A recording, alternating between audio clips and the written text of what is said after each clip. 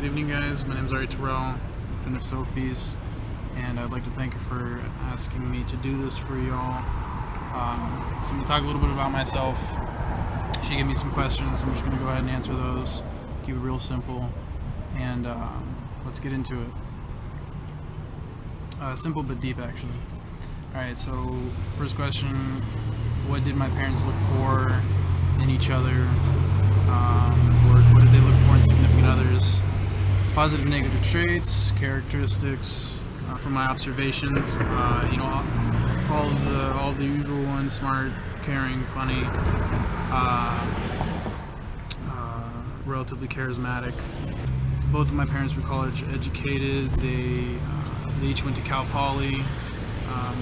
My father to Pomona, my mom to San Luis Obispo. They both studied architecture there at each one, and so they have similar degree backgrounds. So I'm sure they bonded over that. They also traveled abroad. My mom in Europe and my father in parts of Asia, and a little bit of time spent in Europe. So they bonded over that. They were both looking for something that was similar, yet a little different.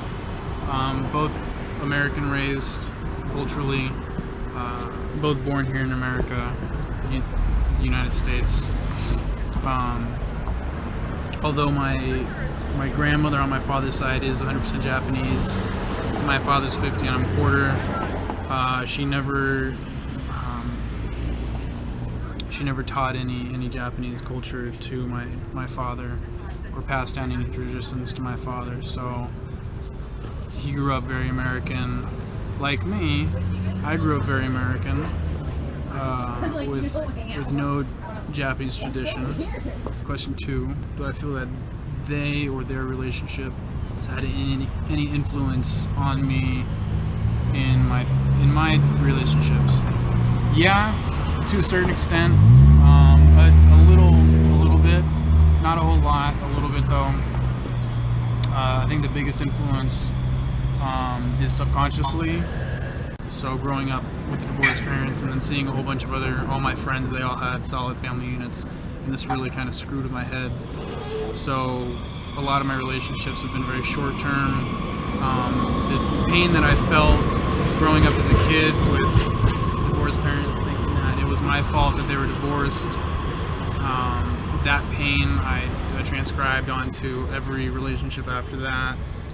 For the most part, yeah, that's the biggest influence that they've had on my relationships. And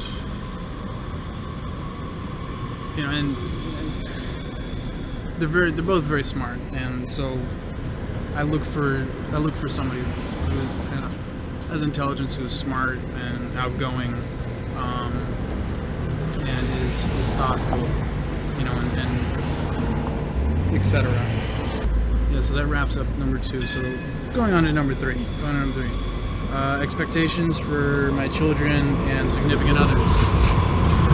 So obviously, as I said, my significant others need to be challenged. They need to challenge me. They need to be smart, intellectual, have traveled. They need to be open-minded, have different, know about the different people's views, be very empathetic, be caring. Culturally, character is what I'm interested in. Children, I want my children to have the world. I want them to have everything that I didn't have. So obviously it's going to be a strong family unit, knowledge of different cultures, different experiences. I want them to see firsthand what the world is like, because only then I think that really opens their mind. For my kids, I want them to have a strong family unit. So myself and my wife, I want us to be together. I want my kids to have everything that I didn't have. So, and I want us to travel the world in their earlier childhood years. I want them to experience different cultures, gain different opinions, and worldly views, to see different people that don't look like them, that don't act like them, that don't think like them, I want my kids to experience that. Only then can they truly grow as a person.